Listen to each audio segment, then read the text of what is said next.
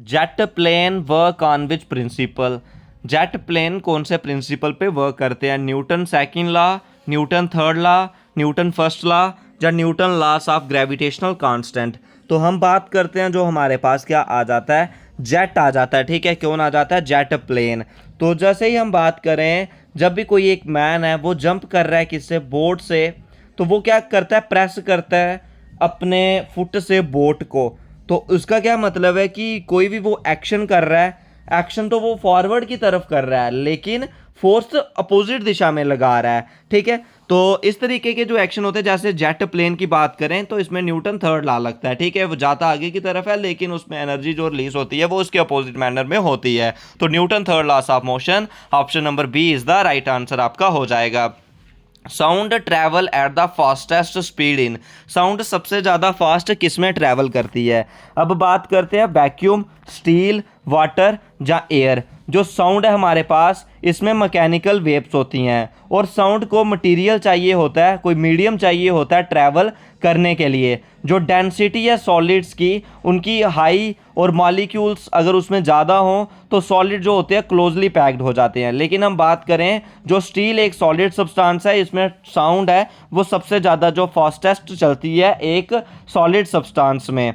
Dash law of independent migration of ion states that limiting molar conductivity of an electrolyte can be represented as the sum of individual contribution of anion and cation of the electrolyte।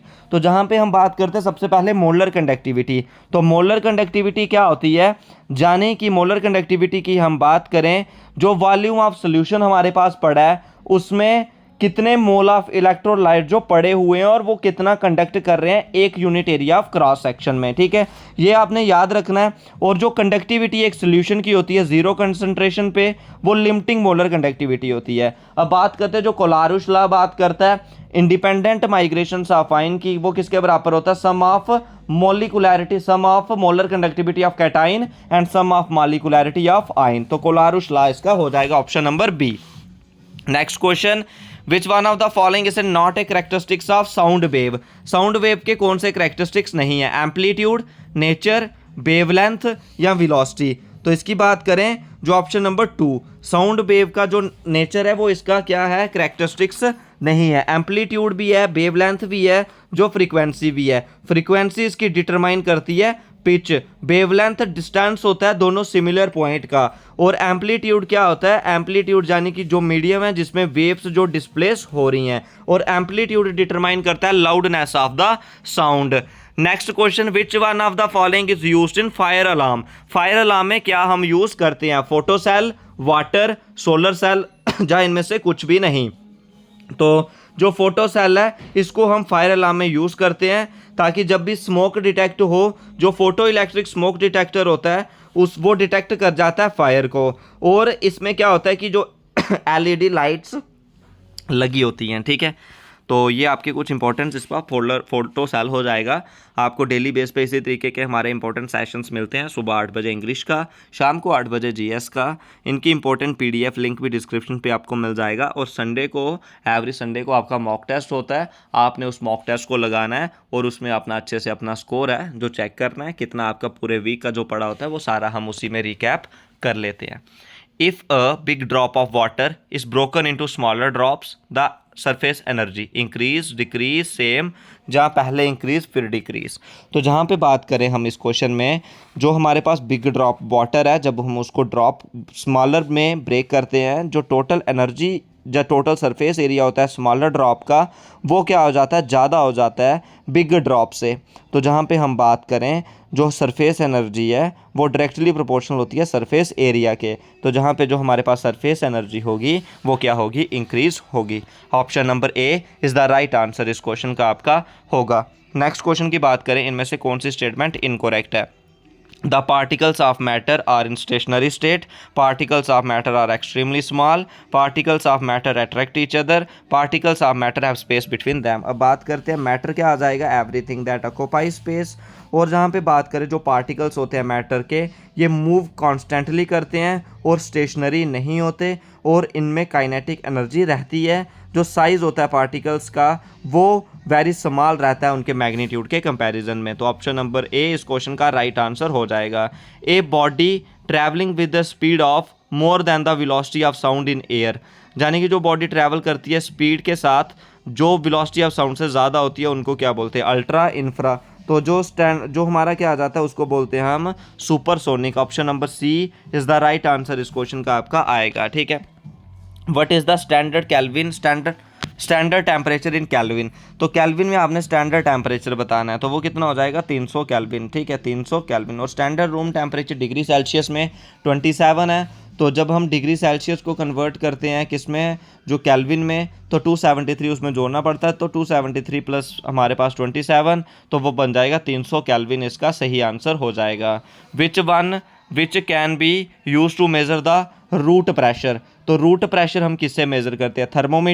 Thermometer measure करता है temperature को, और thermometer के inventor थे sir Thomas Albert.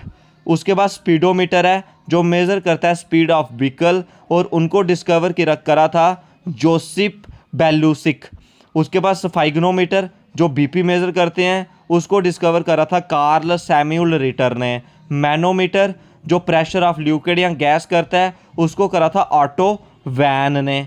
Generator जो convert करता है electrical को मैकेनिकल में उसको डिस्कवर करा था चार्ल्स ब्रश ने। तो ये आपने याद रखना है। ठीक है, तो इसका क्या सही आंसर आपका हो जाएगा इस क्वेश्चन का? रूट प्रेशर को जो मेज़र करता है वो क्या हो जाएगा हमारे पास? मैनोमीटर। ठीक है, तो रूट प्रेशर जो होता है हमारे पास वो लिक्विड और गैसेस का होता है, उसको डिस्कवर करा था ऑटो वैन ने। ठीक है, एसआई यूनिट ऑफ इम्पल्स। तो इम्पल्स का फार्मूला होता है हमारे पास फोर्स इंटू टाइम। इम्पल्स का फार्मूला क्या होता है? Force into time. फोर्स का यूनिट न्यूटन और टाइम का यूनिट सेकंड, तो Newton into second is the SI unit of impulse. Option number A is the right answer इस क्वेश्चन का आपका होगा। नेक्स्ट क्वेश्चन की बात करें, relation between capacitance and charge and the potential difference, यानी कि C is equal to Q by B. C is equal to Q by B हमारा हो जाएगा। तो C is equal to Q by B, तो V is equal to C into Q हम लिख सकते हैं। Q is equal to C B, Q is equal to C B, C is equal to Q by B.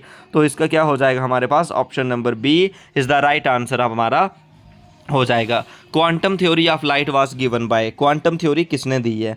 जो quantum theory of light है वो Planck ने दी है। और जो क्वांटम थ्योरी ऑफ लाइट है वो क्या स्टेट करती है? जितने भी ऑब्जेक्ट होते हैं वो एमिट करते हैं energy in the form of the EM waves.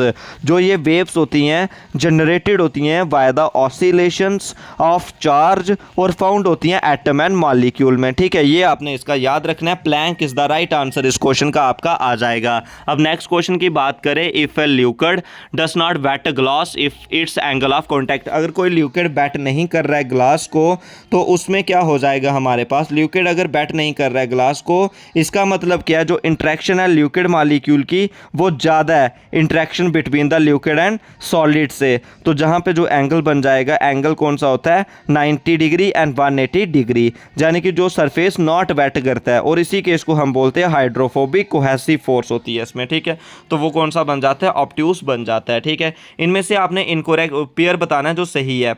तो प्रोटॉन 10 की पावर -7 kg, रेन ड्रॉप 10 की पावर -6, ऑटोमोबाइल 10 की पावर 7 और सन 10 की पावर 30। तो जहाँ पे बात करें, प्रोटॉन होता है 10 की पावर -27, रेन ड्रॉप 10 की पावर -6, ऑटोमोबाइल 10 की पावर 3, और हमारे पास ऑटोमोबाइल क्या हो जाता है हमारे पास? 10 की पावर 3 हो जाता है, और सन हो जाता है 10030। ठीक है, तो इसका सही आंसर हमारा ऑटोमोबाइल हो जाएगा। इसका सही आंसर होता है 10 की पावर 3। ठीक है, तो आपने इसमें से क्या आ जाएगा हमारा? सिर्फ एक ही रॉन्ग है, 1, 2 और 4 हमारे पास सही हो जाएगा। ठीक है, option number B is the right answer. इनमें से हाईएस्ट फ्रीक्वेंसी किसकी हो जाएगी? Radio, infra, micro, gamma. तो गामा रे की सबसे ज़्यादा हाईएस्ट फ्रीक्वेंसी हो जाती है। Gamma ray is the right answer इस क्वेश्चन का आपका होगा। ठीक है, तो नेक्स्ट क्वेश्चन की तरफ हम बढ़ते हैं। नेक्स्ट क्वेश्चन हमारा जो आ जाएगा, dash control the amount of light entering the I.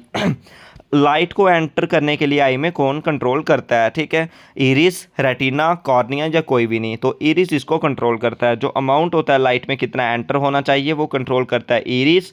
Iris एक डार्क मस्कुलर डायाफ्रैगम है जो कंट्रोल करता है साइज ऑफ प्यूपिल को भी। जो प्यूपिल ऑफ स्मॉल एम्प्टी स्पेस है वो सराउंड होता है इरिस से, ये आपने याद रखना है, iris is the right answer.